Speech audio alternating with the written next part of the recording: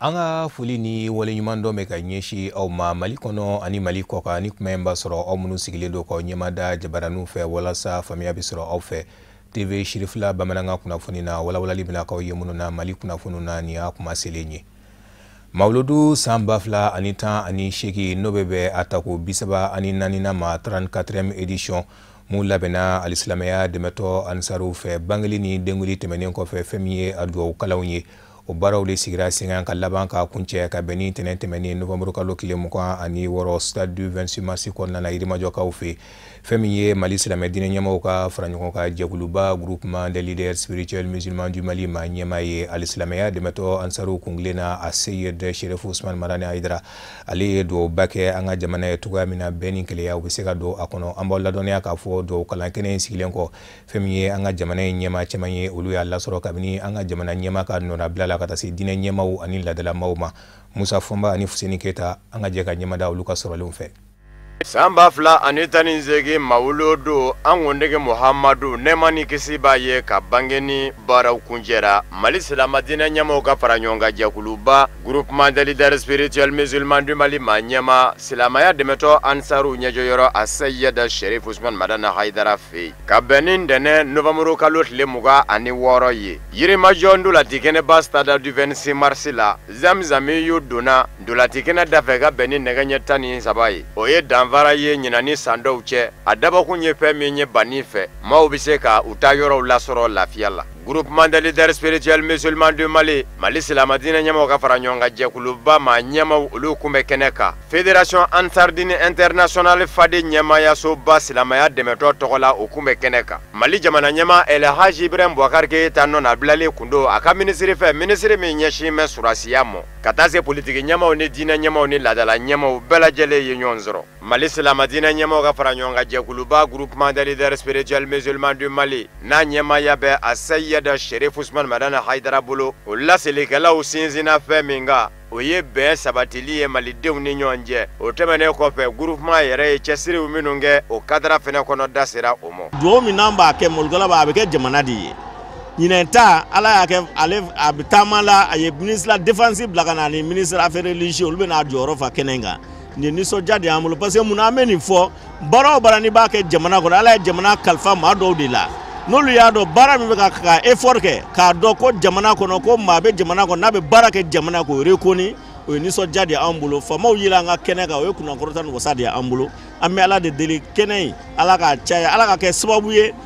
do mun be kebi fitna be jamana kono ala ka bampeu Mali Silama demisenu venaka faranyonga to Union nationale des jeunes musulmans du Mali ejuma bara ba umenu ngera ni bani ka deme ye demisenu nga bara ko ka se nyanabo demisa minu nye larabu kala ke ani larabu ka foba Mali jamana kono o wale nyumando no bunya masigin gera ka nyeshi ba madani ndeni bashi dandara wore demo maludu yaram ka yerke maludu yarako ko ala bitame hakeka anya dula yorami wala am dugoge sanjama mi alabul alako dama ijma togola groupement togola Mali Islamia dimseni bila jele togola Seyd Cherif Ousmane Marane Aidara ala ka nyamana Ministre Menyashime jamana surasiyamo ni jamana nyama El Haji Ibrahim Boubacar Keita kengume kale chikeneka akada kurinya do kera bonya masegenye kanyashi Mali Silamadina nyama ka faranyonga jekuluba groupement des leaders spirituels musulmans du Mali manyama Silamaya demeto ansaru nyejoyoro asayeda Cherif Ousmane Marane Aidara mo akawuli ka jow ni chasiri baula jamana basigilila ninga laba ka nyini afe halibi akado fara oka olu fene bla sarali afe jamana jo bara la ministre ya wali nyumando jamana nyama El Haji Ibrahim Boubacar Keita togola président ko ka fo ka wali nyumando alibi ka nyina fe abe mina jamana yin kono no ye ka jamana deun kala nyogona no ye ka ben nyini ka do jamana kono no ye ka basigi nyini ka do jamana kono aba nyina fe aka tako o barala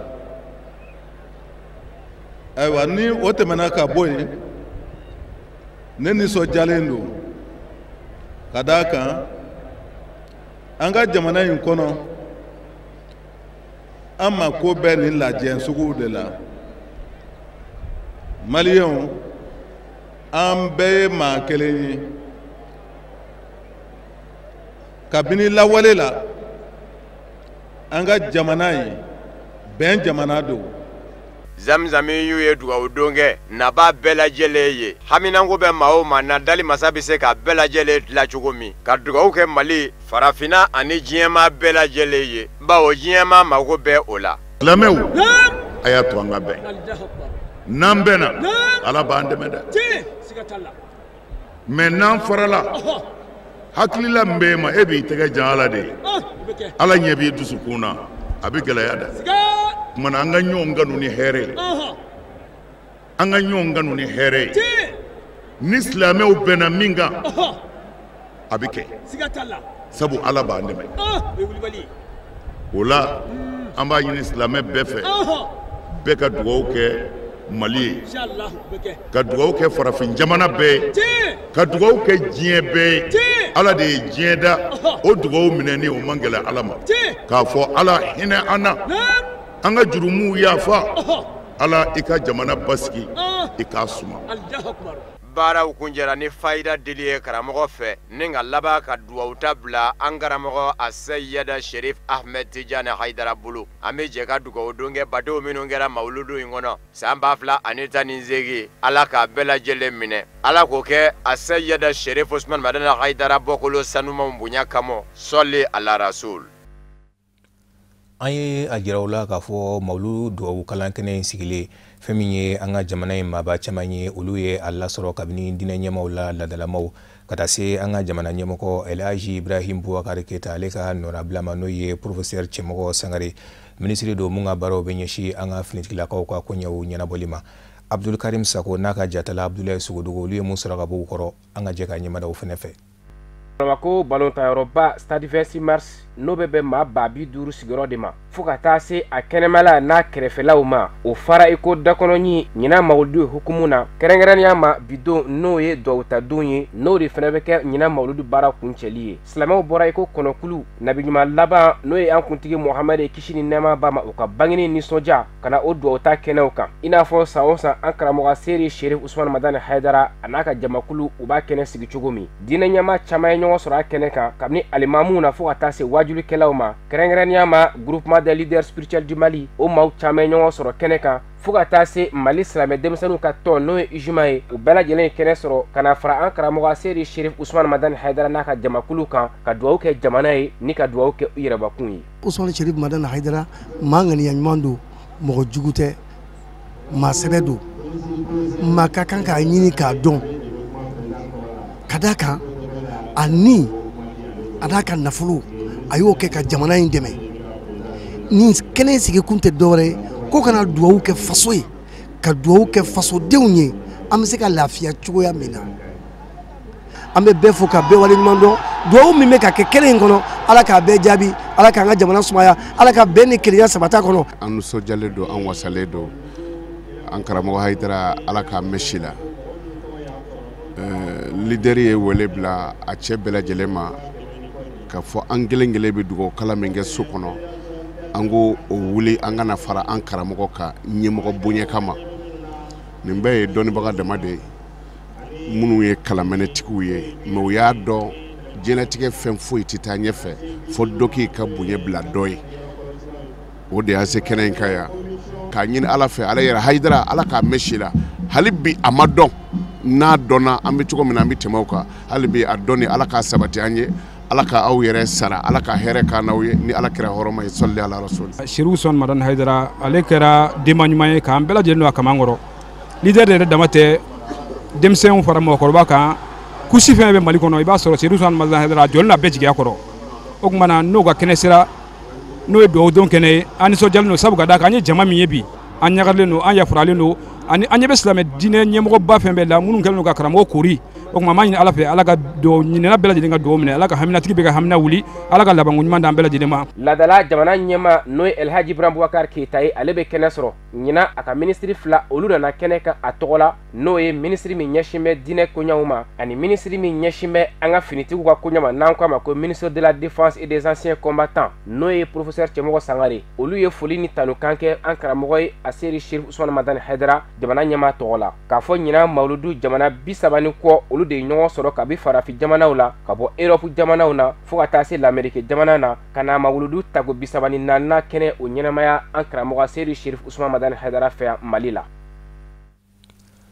Lada do mawludu kɛnɛ mun bɛ labɛn alisilamɛya dɛmɛtɔ ansaruw fɛ ni a waatiw sera alisilamɛw bɛ bɔ diɲɛ fantan ani naani ni k'u kunda stade du 26 mars ka yirimajɔkaw fɛ ka taa duwawu kɛ ka laban ka duwawu ɲininu kɛ bari sabula ka da ka kɛnɛbaw do kɛnɛ minnu na ni duwawu kɛra a jaabilen do Allahu taala fɛ bari sabula ka da ka kɛnɛ sigira a ka kira yɛrɛ kanu kama. Amadou Diallo ani Samba Traoré an ka jɛ ka ɲɛmada olu ka sɔrɔlenw fɛ. Kasangani an kuntigi Muhammadu kisi ni nɛɛma b'a ye ale ka bangeli san kunbɛn ɲaɲani kuncɛ don ni o ye mawuludu duwawuta don ye silamɛ bayirika caman de bɔra diɲɛ fan bɛɛ lajɛlen kɔnɔ ni ka ɲɔgɔn sɔrɔ stade du 26 mars kɔnɔ yirimajɔkaw fɛ yen nɔ walasa ka t'u ka layidu an'u ka kanu kurakuraya ka ɲɛsin alisilamɛya dɛmɛtɔ ansaruw ɲɛjɔyɔrɔ an karamɔgɔba a Seydi Cherif Ousmane Madani Haidara ma walasa ka jɛ ɲɔgɔn fɛ karamɔgɔ Haidara kɛrɛfɛ ni ka a mɔkɛ ka bangeli ɲaɲaniw kɛ ɲɔgɔn fɛ ni o ye an kuntigi Muhammadu kisi ni nɛɛma b'a ye ale min cira ka na dugukolo kan danfɛn bɛɛ lajɛlen ka hɛrɛ ani nɛɛma sɔrɔli kama mawuludu ɲaɲani kɛnɛ min ni a labɛnna alisilamɛya dɛmɛtɔ ansaruw fɛ ɲinanta in bɛna a sigi ko 34 na de kofɔ o min sen fɛ jama kɛra ka stade du 26 mars kɔkana a n'a kɔnɔna minɛ k'a fa tɛn i n'a fɔ komi dakɔnɔɲi ɲiningali galama tɛnkuna nabaga caman na minnu y'u ka wasaw jira. An bɛ silamɛw bɛɛ lajɛlen fo k'u barikada inshallah an bɛ mawuludu barika ka Cherifuba in barika kosɔn donc an nana duwawu ɲini de la donc ni i n'a fɔ a laɲininen don san o san cogoya min na an kana duwawu ɲini diɲɛ bɛɛ de bɛ yan donc n'an ye ɲɔgɔn sɔrɔ yan an b'a ka duwawu ɲini n'a ka baara ye n'a ka lahɔrɔma ye inshallah o de y'an nakun ye yan. Vraiment mawuludu an nana la a duwawu jaabi yɔrɔ don Haidara ko yɛrɛ a tɛmɛna fɔ kan vraiment ni i ko k'i b'a fɔ ka se degré dɔ la donc i tɛ se ka fɛn fɔ ka s'a dan na quoi donc an kɔni nana san tɔw la an bɛna duwawu ɲini Ala b'an haminaw dilan bon ɲina an fana an nana duwawu ɲini sira kan ya an nakun ye duwawu ɲini ye an bɛ hakɛto bɔ ka salama. Ola an bɛ jama bɛɛ lajɛlen fo la ni silamɛya ka foli ani hinɛ ka foli ni kisi ka foli ye k'a ɲini Ala fɛ yarabi Ala k'an n'aw bɛɛ lajɛlen dɛmɛ Ala ka hɛrɛ k'an n'aw ye an ka duwawu bɛ diɲɛ mɔgɔ bɛɛ lajɛlen ye mɔgɔ mɔgɔ bɛ diɲɛ jamana n'o b'an filɛ la sisan an bɛ an kuntigi Muhammadu sallallahu ta'ala alaihi wa sallam an b'ale ka denkuji kɛnɛ le kan ni Ala ka jɛ inshallah donc an ka duwawu bɛ an ka karamɔgɔ ye Seydi Cherif Ousmane Madani Haidara k'a ɲini Ala fɛ yarabi an karamɔgɔ bɛ fɛn fɛn fɔla Ala ka diɲɛ ni tiɲɛ don yarabi Ala ka tiɲɛ dɛmɛ an ka duwawu bɛ mɔgɔ mɔgɔ bɔra diɲɛ jamana o jamana la ka se yan an ka duwawu b'a bɛɛ lajɛlen ye an ka foli bɛ diɲɛ jamana mɔgɔ bɛɛ lajɛlen ye mɔgɔ mɔgɔ bɔra diɲɛ jamana la ka na mawuludu kɛ yan an b'a ɲini Ala ta'ala fɛ yarabi Ala ka kɛ ɲɛtaga ye Ala ka kɛ kɔrɔta ni wasa ye Ala ka n'aw bɛɛ lajɛlen dɛmɛ Ala ka yafa kɛ an ma o kɔfɛ an b'a foli ɲɛsin an ka silamɛ su ma su o su yan kɔrɔla ni silamɛ su don Ala ka yafa kɛ an n'o bɛɛ lajɛlen ma o y'an ko minɛ Ala k'o nɔgɔya n'o ye an bɛɛ bɛ taa jɛ min fana Ala fana k'o nɔgɔya an ye Ala k'an bɛɛ lajɛlen labanko ye Ala k'an bɛɛ balo silamɛya la Ala k'an fɔ silamɛya la. An kuntigi Muhammadu kisi ni nɛɛma b'a ye ale ka kanu jirali a n'a kurakurayali mawuludu ɲɛnɛmayali ye o kanu jira cogo dɔ ye mawuludu ye wagati fana ye min b'a to silamɛw bɛ jɛ ka fara ɲɔgɔn kan ni ka hakili jigin ani tasibila kɛ ka ɲɛsin an dabanma ka ciden ma jogoba minnu kun yera kira la ani silamɛya diinɛ yɛrɛ baara kɛcogo ɲuman o na se ka ladege cogoya minnu na silamɛw fɛ. An balakaw n'olu de ye diinɛ dɛmɛ kabini an ka kira tile la kisi ani nɛɛma b'a ye n'u labana ka an karamɔgɔ a Seydi Cherif Ousmane Madani Haidara ale kɔkɔrɔma don Bamakɔ sigi la n'o yɛrɛ de kɛra sababu ye alisilamɛya dɛmɛtɔ ansaru a ka sigi Mali jamana kɔnɔ ani diɲɛ jamana wɛrɛw kɔnɔ u fɛnɛ ma to kɔ ka bɛn ni mawuludu baaraw ye u ye u ka nisɔndiyaw jira ka laban ka duwawu dongɛ ka ɲɛsin an karamɔgɔ ma a Seydi Cherif Ousmane Madani Haidara n'o de kɛra olu yɛrɛ ka sababu ɲuman ye Tata Ture ani Abdurahmane Male an ka jɛ ka ɲɛmada olu ka sɔrɔlenw fɛ. Mawuludu dɔgɔkun fila kɔnɔ Fédération Ansardine International jamana 34 bɛɛ lajɛlen bɛ wuli ka jɔ kɛ k'u kunda Bamako faaba kan yasa ka na nin donba ye ɲɛnamaya ni an fa ani an karamɔgɔba Seydi Cherif Ousmane Madani Haidara ye o sira kan u ye laadaw lakilen kokura Mali jamana kɛrɛfɛ jamanaw ka fara farajɛla jamanaw kan u bɛɛ lajɛlen ye ɲɔgɔn sɔrɔ stade du 26 mars kɔnɔna na ka sanga ni mawuludu ye kɛrɛnkɛrɛnnenya la an balakaw yasa u fɛnɛ sen bɛ se ka ye mawuludu baaraw la kɛrɛnkɛrɛnnenya la a dugawu kalan kɛnɛ kan u y'u ka nisɔndiya yira ka fara dugawu don kan. Mawuludu kɔni dangon tɛ mawuludu bonyana a tiɲɛna nkalon kɔni a bangina da foyi t'a bonyana Ala b'a dɔn a kira b'a dɔn mawuludu tiɲɛna nkalon kɔni sirifikɛ ye dibi de fara ka bɔ a la n b'a ɲini jama fɛ bɛɛ lajɛlen kana mawuludu kɛ anga fara fara lu dabla shirifa fa anya na to kana nga kete anga ɲɔgɔn minɛ anga bɛn kelen ma ka ɲɔgɔn minɛ o de kaɲi kosɛbɛ shirifa ka kuma na mba denmuso bɛɛ lajɛlen fo mbe adara yɛrɛ fo mba dengo bɛɛ lajɛlen fo ala ka sijani kɛnɛya di bɛɛ lajɛlen ma ne nana yan hadara kanu de kama ni ne siɲɛ fɔlɔ ye kana mawludi kɛ mais mba ɲini ala fɛ nimisara mun tɛmɛna ka sɔrɔ mana nimisaraw la mba ɲini ala fɛ yani n ka saya cɛ mawludu fɛn kana fɔ n kɔ n bɛ ala fo ka ala barikada ala min ye kɛnɛ ni yira n na ala ma magan kɛnɛ yira n na ni kɛnɛ na ne yɛrɛ jate la n sera magan ka ban ni ne sera mawludu kɛnɛ in kan ni ye ne selen magan n bɛ ala fo ka ala barikada ka sirifukɛ fo ka basitan fo basitan min kɛra sababu ye ka den ɲuman d'a ma ka diɲɛ bɛ bɔ dibi la an tun bɛ dingɛ de kɔnɔ aridara kɛra sababu ye k'an bɔ dingɛ kɔnɔ an b'a fo ala ka sija ni kɛnɛya d'an ma a kɛra a ye musow bɔ jɔnya bolo kan ka musow bɛɛ kɛ hɔrɔn ye ka bɛɛ k'i yɛrɛ sago ye Muhamadu kanu ani Haidara kanu o de ye ne se kɛnɛ in kan yan Haidara y'an bɔ dibi de la a ye silamɛ ɲuman jɔ sen d'an ma a y'an bɔ kokolon caman kan ka ala ko sira dɔrɔn de yira an na o kanu de kama an sera yan nɔ ne ka kumakan laban ye min ye an b'a Haidara fo k'a barikada dan tɛ foli min na ala ka kisi ala ka jugu malo ala kana jugu foyi s'a la o de ye ne ka kumakan laban ye mawuludu ye fɛnba ye min n'a bɛ yirali kɛ silamɛ ɲuman bɛɛ lajɛlen ka kanu na ka taa an kuntigi yɔrɔ n'o ye Muhamadu ye kisi ani nɛɛma b'a ma a n'a somɔgɔ bɛɛ lajɛlen wa waleya don fɛnɛ min n'a nafa ka bon kosɛbɛ jamana yɛrɛ sɔrɔ ani yiriwa siraw ma ka d'a kan mɔgɔw bɛ bɔ diɲɛ fantan naani bɛɛ lajɛlen fɛ k'u kunda Bamako faaba kan wa a kɛra nisɔndiya ko ye an balakaw bolo minnu degelen don ka kɔrɔ mawuludu ɲɛnamayali la n'an fa ani an karamɔgɔba ye ka fara mɔgɔw kan minnu yɛrɛ siɲɛ fɔlɔ y'a ye an nana mawuludura vraiment mawuludu a diyara trop a diyara fo ka taa dama tɛmɛ an yɔrɔ min na an sɔn ka di ala an t'a dɔn an bɛ kuma min fɔ bamananw yɛrɛ ko tan ko ni ko nisɔndiyabagatɔ ka tasuma faga n'a daji ma faga nunji b'a faga mawuludu a passe cogo ɲɛna bon an nana hɛrɛ la an dalen b'ara fana ka fɔ an bɛ segin hɛrɛ la karamɔgɔ an tɛ se k'a sara a kɛra ma ɲɛmɔgɔ ɲuman ye ala k'an yɛrɛ k'a ma kɔmɔgɔ ɲuman ye ala kana k'a ma fitiriwale ye karamɔgɔ n'a ka denbaya yarabi an b'a ɲini ala fɛ sutura ni bonya min b'o kan yarabi ala ka dɔ fara o kan ala k'o kɔrɔta ala k'o kɔrɔta mɔgɔ y'a ɲini k'o lajigi yarabi ala k'o tigiw yɛrɛ lajigi vraiment a diyara an ye an bɔra burukina kana mawuludu a kɛra kɔrɔta ni wasa ni nisɔndiya ye yarabi mawuludu ala ka barika don a ra ala min ye mawuludu yira an na ala ka san caman yira an na ala ka sini kɛnɛya d'an ma ala ka karamɔgɔ mɛn an kɔrɔ ala ka n'a ka denbaya bɛɛ mɛn an kɔrɔ ala min ni jama sanuman yira an na ala ka a ɲɔgɔn caman yira an na min ka bon ni bɛɛ ye an nana duwawu kala in na san o san min na wallahi san fɛn fana n'an ka duwawu fɛn fɛn ta ala b'a jaabi an bɛ duwawu kɛ ɲinan ta fana ala k'a nɔgɔya ala ka bɛɛ so i ka so hɛrɛ ni baden na. ne bɔra Kayi ne nana mawuludu la san o san an bɛ na ni mawuludu ɲɛnamaya karamɔgɔ fɛ yan nɔ an nisɔndiyalenba de don ni kɛnɛ kan barisa an ye bangeni kɛ o ɲɛna denkundi kɛra o ɲɛna an filɛ dugawu kalan kɛ ne kan an b'a deli ala fɛ an ye dugawu min kɛ ala k'u bɛɛ lajɛlen minɛ ala k'an haminakow nɔgɔya. ni mawuludu dugawu kuncɛli ye a bɛ ɲɛnamaya ni kuranɛ kalan dugawu ka ɲɛsin jamana ani silamɛ ɲuman bɛɛ lajɛlen ma an bɛ dugawu kɛ ala k'an bɛɛ lajɛlen ka batow minɛ ka san wɛrɛ mawuludu yira an bɛɛ lajɛlen na si ani kɛnɛya kɔnɔ. ne yɛrɛ bɛ wari fɛ ala ka miliyari d'an ma. kari tɛmɛni novamburu kalo tile 25 n'o bɛnna mawuludu denwuli su ma fɛn min ye an ka madudalaw ye dɔw fana k'u ma ko zikiridalaw olu fana ye u ka seko ni dɔnko jira bari sabula ka da kan an bɛ mawuludu de kɔnɔna na n'i ko mawuludu i ko nisɔndiya Tata Ture ani Abdulaye Sugodogo an ka jɛ ka ɲɛmada olu fana ka sɔrɔlenw fɛ. seko ani donko tigilamɔgɔw kɛrɛnkɛrɛnnenya la zikiridalaw olu fɛnɛ jɔyɔrɔ ka bon kosɛbɛ mawuludu ɲɛnamayali la ka d'a kan ka mawuludu don fo k'a bɔ u cɛsirilen don yaasa u bɛ se ka mawulududenw na nisɔndiya togoya min na k'u ka mawuludu ɲɛnamayali diya u bolo zikiridala bɛ diɲɛ fan o fan ka bɔ mali kɔnɔ mali jamana kɔ kan bɛɛ lajɛlen ye ɲɔgɔn sɔrɔ ka sanga ni nin mawuluduba ye ka d'a kan baara de don mɔgɔ si man ka to waleya min ɲɛnamayali kɔfɛ. alhamdulilayi rabil alamin an bɛ ala tanu ka wale ɲuman dɔn. An zikiridalaw an nisɔn ka di an fari fɔnnen don ni ala kira ka ni mawuludu belebele ye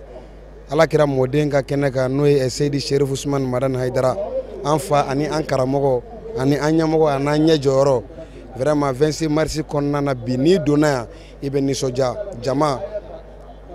tribune falen don gazon falen don kɛnɛmana falen don mɔgɔw wasalen don karamɔgɔkɛ yɛrɛ wasalen don vraiment an nisɔn ka di ala an t'a dɔn an bɛ min fɔ an bɛ ala de fo k'a barikada ka ala tanu ka tila k'a ɲini ala fɛ si ani kɛnɛya ani labanko ɲuman ala ka di an karamɔgɔ ma n'o ye Seydi Sirif Usumani Madani Hayidara ye a n'a ka denbaya bɛɛ lajɛlen ala ka tanuka ɲumanw don an yɛrɛ da an bɛ se ka min fɔ a ma k'a la nisɔndiya a ka baara in kɔnɔna na. U ka fɔ la mawuludu ɲinan fa ani an karamɔgɔba ye waleya de don dan si tɛ waleya min na u bɛ nisɔndiya ka ni mawuludu in ɲɛnamayali kɛ stade du 26 mars kɔnɔ ni nisɔndiya ani farifɔni ye ka d'a kan waleya de don silamɛ ɲuman bɛɛ lajɛlen ka kan k'i farifɔni waleya min kɛli la kɛrɛnkɛrɛnnenya la ni an karamɔgɔba ye wa san o san dɔ de bɛ fara mawuludu ɲɛnamayali yanga kan. nisɔndiya min mana mawuludu la alhamdulilahi arabil alamina parce que san o san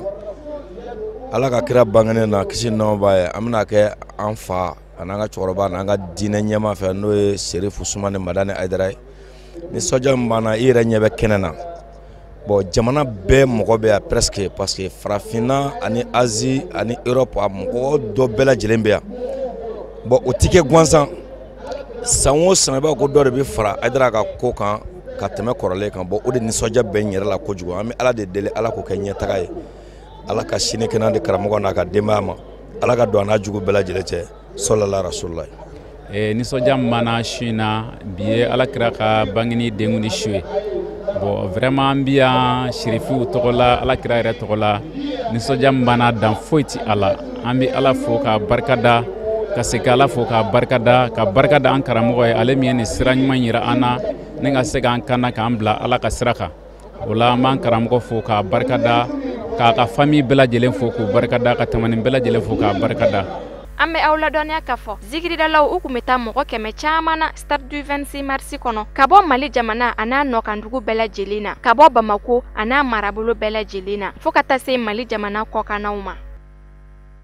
Sibiri tɛmɛnen Novembre kalo tile 24 sigida duruna na kɛrɛnkɛrɛnnenya la quartier Mali kɔnɔ u ka dolanci kɛnɛba min bɛ o de kɛra kɛnɛ min bɛ ni fangani jɛkulu yɛlɛma denmisɛnninlakaw olu ye u ka rentrée politique kɛ ka bɛn n'o ye ni a kɛnɛ kun denfanya bɛ fangani jɛkulu ɲɛma Babolo Musa Mara ka bɛn ni u ka zena baara ye u ye dakun min ta la o de ye la jeunesse et la citoyenneté o de ye funanganiya ani fasoden ɲumanya ye an ka maa minnu ye a baara seereya o ye Sadu Sidibe a n'a ka jatala ye Seydou Ɲare.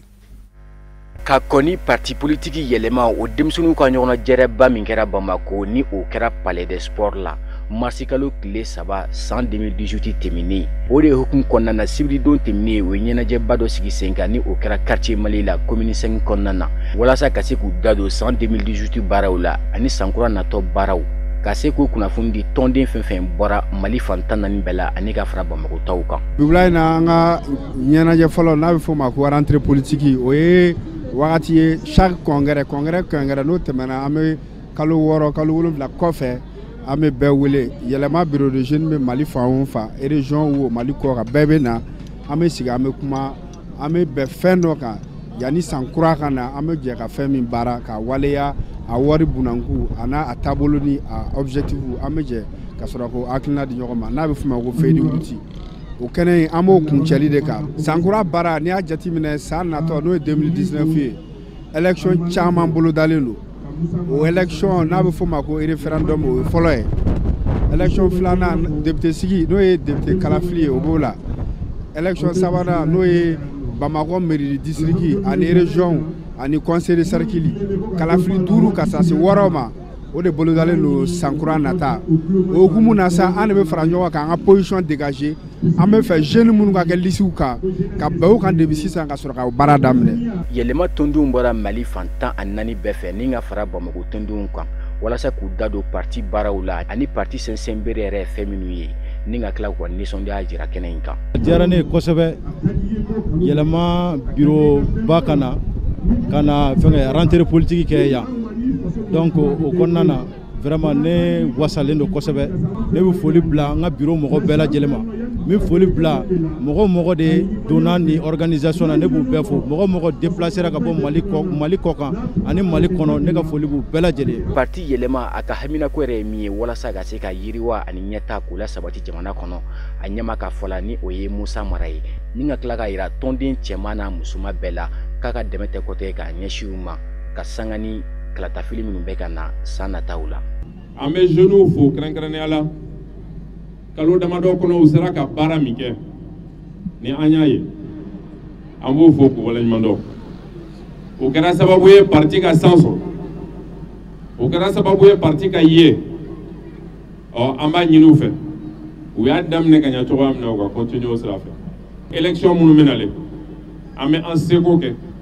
pour que denmisɛnw fana ka ye parti ka candidature la ni élection ninnu bɛɛ la ni Ala sɔnna parti min don bi a man ka di jamana kɔnɔ kosɛbɛ a man ka di ka da a tɛmɛsiraw kan dɔwɛrɛ tɛ a tɛmɛsiraw fɛn fɛn kan ka kɛ jamana kɔnɔ ni a bɛ jamana ka hɛrɛ fɛ ni jamana ka hɛrɛ b'a la anw bɛ ye o sira kan ni Ala sɔnna o de b'a to mɔgɔw bɛ tugu la yɛlɛma kɔ donc yɛlɛma jeunes a ye da aw yɛrɛ la a ye continuer aw ka baara fɛ an bɛ aw dɛmɛ aw ka baara la aw bɛ sira jɛlen kan aw bɛ sira ɲuman kan n'aw tora parti sariyaw kɔ a ye aw jija yɛlɛma musow fana b'a ɲini aw fɛ aw fana ka tugu o sira kelen kɔ aw ka kolo sigira jeunes ta kɔfɛ jeunes bɛ ka sira fifa aw ɲɛ a ye aw jija aw fana ka aw jɔyɔrɔ fa parti sinsinni ni parti sankɔrɔtani na an bɛ aw fana dɛmɛ an bɛ aw fana accompagner ni Ala sɔnna. An b'aw hakili jigin k'a fɔ yɛlɛma bɛ jɔyɔrɔ 6nan na bi ni ka da CODEM kan politikiw ta fanfɛla la. Denmisɛnw tɔgɔra yɔrɔ min bɛ danga ka bɔ Nuga commune rurale kɔnɔ n'o bɛ Kangaba cercle fɛ ka bɛn ni sibiri tɛmɛnen novembre kalo tile 24 bonyamasigi kɛnɛ dɔ sigira ka ɲɛsin denmisɛnw ka sanu ɲini tɔn maa 3 ma hakilina ɲuman in bɔra AJPM da n'o de association des jeunes premiers du Mali maaw ye a m'aw ladɔnniya k'a fɔ baara fɛnɛ don mun siriyara u ka sigida ɲɛmaaw fɛnɛ fɛ an ka maa minnu kɛrɛnkɛrɛnnenya la a baara kama o ye Samayira Sanogo n'a ka jatala ye Dramani Mali. ɲɛnajɛso caman ka ta ka di sifinw ma walasa o ka nisɔndiya kɛ kɛnɛyasow jɔlen dugu kɔnɔ walasa ka kɛnɛya sinsin dugudenw ni ɲɔgɔn cɛ misiriw minnu na kɛ sababu ka alisilamɛ diinɛ yiriwa kosɛbɛ fa ka taa se ɲɔsimansiw k'o ta k'o di musow ma walasa dɔ na bɔ u ka sɛgɛnw na ninnu de ye wulikajɔw ye minnu kɛra coopérative multifonctionnelle des orpailleurs de danga mɔgɔw fɛ u ka dugu ɲɛta kama o de hukumu kɔnɔna na association des jeunes premiers du Mali ni a cɔrɔ ɲɔgɔnna n'o ko ma ko AJPM olu minnu ka laɲini ye ka baarakɛlaw ɲini jamana in fantan naani na ni ko waleɲuman dɔn u y'o ka wulikajɔ kɛ ka mɔgɔ ninnu sɛgɛrɛ ka jɔnjɔnw ta ka di o ma walasa o n'a dɔn k'a fɔ ko u bɛ baara min na ko mɔgɔ wɛrɛ ɲɛ b'a la minnu tɛ dangakaw ye. Ni ko mun ye ne se yan bi n b'a f'i ye ko baara ɲuman kɛ de ye ne se yan maa minnu ye baara kɛ u fa dugukolo ye ka baara kɛ Mali ye ka baara kɛ commune ye an nana olu de waleɲuman dɔn bi an filɛ kɛnɛ min yɛrɛ kɔnɔ i ye ko ye fɔ ko ban maison d'un jeune u y'a jɔ ka di dugu ma ka ɔkɔliso jɔ ka di dugu ma ka misiri jɔ ka di dugu ma ka dɔgɔtɔrɔso jɔ ka di dugu ma ka sira dilan ka di dugu ma bon an b'a fɔ o tigilamɔgɔ olu ye baarakɛlaw ye olu kan ka waleɲuman dɔn. Kangaba cercle député fa ka taa se a préfet ma olu ka kɔrɔfɔw kɔnɔna na o ye o ka nisɔndiya yira kosɛbɛ ka tila ka yira k'a fɔ ko nin ye baara ye minnu ni a bɛ kunkɔrɔta lase olu ma kosɛbɛ o la o y'a ɲini danga cɛ ani muso fɛ baara min kɛlen filɛ ka di o ma o k'a minɛ kosɛbɛ walasa a na se ka sijan sɔrɔ ni k'a bɛɛ lajɛlen nafa ni ka tila ka laban k'a ɲini mɔgɔ minnu filɛ ni jɔnjɔn taara ka di o ma o ka dɔ fara cɛsiri kan don n'a nataw la. Ne nisɔndiyara vraiment kana yan bi vraiment pour participer à cérémonie là parce que vraiment ne ka population de médaille soro ne ka population vraiment des honneurs soro vraiment je suis très content nous se diara on va faut dugumo vraiment réalisation nous au commune Kenya parce que c'est dans leur intérêt donc vraiment moi faut vraiment au coup garder Kenya au coup autant en soin en bon soin pour que vraiment o ka se k'o profiter réellement. Nisɔndiya ani n kan ka waso parce que a bɛ waso kun bɔ k'a jira k'a fɔ ko ni ɲɔgɔn association bɛ an ka cercle kɔnɔ parce que minno nin baara in normalement maire nin ye mairie ka baaraw ye parce que en fait u bɛ ka collectivité ka baara de kɛ bon ka nin hakilina sɔrɔ n y'a fɔ n ko nin ɲɔgɔn tɔn kɛ ca maninkala n'i ye Kaba cercle jateminɛ dama bɛ fan bɛɛ tɔnbolomaw bɛ fan bɛɛ association bɛ fan bɛɛ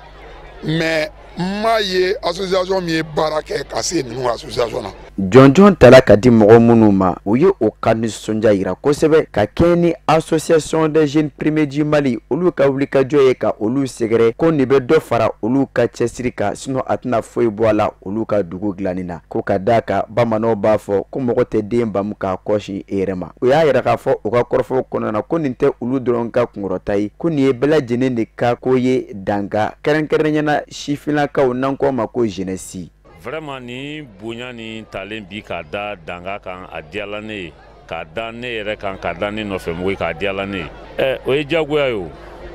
n'i bɛ baara kɛ mɔgɔ kelen de b'a dɔn k'e bɛ baara kɛ ni mɔgɔ 100 y'a dɔn k'i bɛ baara kɛ i tɛ si sigilo kɔ o dɔ faralen de d'i ka baara kan vraiment bi an nisɔndiyala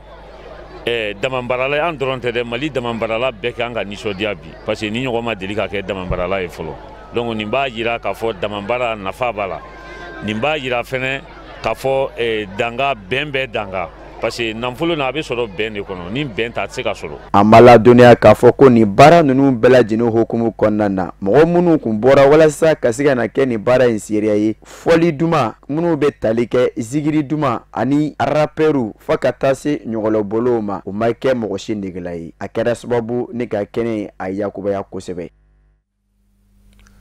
O fana de bɛ dansigi bi bamanankan kunnafoni sɔrɔliw na mun labɛnna kunnafonidiso ɲɛmaayaso fɛ ka kɛ ni kuma in ye laseli wɛrɛ aw ni Kafunɛ Bacili bɛ ɲɔgɔn sɔrɔ yan nɔ yanni ka taa so ma aw k'an bɛn diɲɛ waati wɛrɛ.